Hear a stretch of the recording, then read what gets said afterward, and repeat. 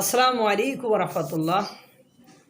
একের পর এক সুযোগ সুবিধা নিয়ে টাকার সাদলা পড়ে ফেলছে। অর্থ সম্পদ এত করছেন 84 বছর বয়সে। এই অর্থ সম্পদ কী করবেন ডক্টর মোহাম্মদ ইউনূস? গণ অভ্যুত্থানে কার কী সুযোগ সুবিধা হয়েছে সেটা আমি জানি না, কার কী লাভ হয়েছে জানি না, কিন্তু ডক্টর মোহাম্মদ ইউনূস সাহেবের যে প্রচণ্ড লাভ হয়েছে, উনি যে একেবারে 16 আনাই মানে সুযোগ সুবিধা নিচ্ছেন, তার কিছু নমুনা আপনাদের সামনে আমি দাঁড় করাবো। গণ অভ্যুত্থানে যদি সবচেয়ে লাভবান ব্যক্তি বা প্রতিষ্ঠানের নাম জানতে চাওয়া হয়, তাহলে ডক্টর মোহাম্মদ ইউনূস আর তার গ্রামীণ ব্যাংকের নাম, মানে নামের কথা সকলে চোখ বুজে বলে দেবে, চোখ বুজে মেনে নেবে। বিভিন্ন সুযোগ সুবিধা যেভাবে তিনি হাতিয়ে নিচ্ছেন, মানুষের ক্ষমতা ব্যবহারের মধ্য দিয়ে কিছু নিতে হলে যে লজ্জা লাগে, এই লজ্জা বোধ মানে আমি তার ভেতরে অনুপস্থিত দেখতেছি। এবং সবশেষে তিনি যেটা হাতিয়ে নিয়েছেন সেটা হলো গ্রামীণ ইউনিভার্সিটি নামে আরেকটি বিশ্ববিদ্যালয়ের অনুমোদন, যেখানে বাংলাদেশের শিক্ষার মান তলানিতে যে পৌঁছাইছে, যেখানে বাংলাদেশের অহরহ বেসরকারি শিক্ষা প্রতিষ্ঠান আছে, সেখানে তিনি ক্ষমতায় থেকে গ্রামীণ ইউনিভার্সিটি নামে একটা প্রাইভেট বিশ্ববিদ্যালয় দাঁড় করিয়েছেন এবং তার নেতৃত্বে গ্রামীণ ট্রাস্টের পরিচালিত এই মানে ডক্টর মোহাম্মদ ইউনূসের নেতৃত্বে গ্রামীণ ট্রাস্টের দ্বারা পরিচালিত হবে এই গ্রামীণ ইউনিভার্সিটি অর্থাৎ গ্রামীণ বিশ্ববিদ্যালয়। গ্রামীণ ব্যাংকের বকেয়া 666 কোটি টাকার মামলা হাইকোর্ট প্রত্যাহার করে নিয়েছে, এটাও আপনারা জানেন। গ্রামীণ শক্তির যে দইয়ে যে ভেজাল মেশানোর মামলা, সে মামলাও প্রত্যাহার করে নেওয়া হয়েছে। কি সুযোগ সুবিধা! ইউনূসের নামে মানে বলা হয়েছে হাইকোর্ট থেকে বা ইউনূসের নামে অন্যায়ভাবে হওয়া মামলা প্রত্যাহার হচ্ছে, কিন্তু দুর্ভাগ্য হলেও সত্য যে আরও যে বিভিন্ন লোকের নামে হয়রানিমূলকভাবে, অন্যায়ভাবে, বানোয়াটভাবে মিথ্যা মামলা দিয়ে তাদেরকে হয়রানি করা হচ্ছে, এগুলো কিন্তু প্রত্যাহার হচ্ছে না। এর আগে আমরা দেখেছি 1/11-এর সময় খালেদা জিয়া এবং শেখ হাসিনার এবং বিএনপি এবং আওয়ামী লীগের বিভিন্ন নেতাকর্মীর নামে যে মামলা হয়েছিল, শেখ হাসিনা ক্ষমতায় এসে কিন্তু তার দলের মামলাগুলো নিষ্পত্তি করেছিল, কিন্তু খালেদা জিয়া এবং বিএনপির মামলাগুলো করে নাই।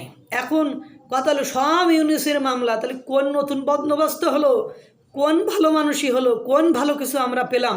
আমার এটা মাথায় খেলে না।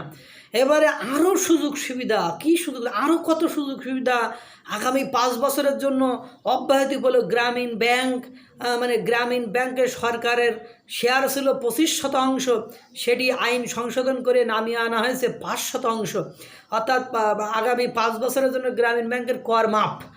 এরপরে গ্রামীণ ব্যাংকের সরকারের শেয়ার ছিল 25%, সেটা আইন সংশোধন করে সরকারি অংশ নিয়ে আসা হয়েছে 5%।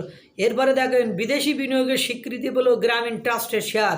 এই বিদেশি বিনিয়োগের স্বীকৃতি কিন্তু সহজে পায় না, সেটা অনেক কাঠখড় পোড়াতে হয়, সেটা আইনসম্মতভাবে তারা ক্ষমতায় থেকে বৈধ করে নিয়েছে।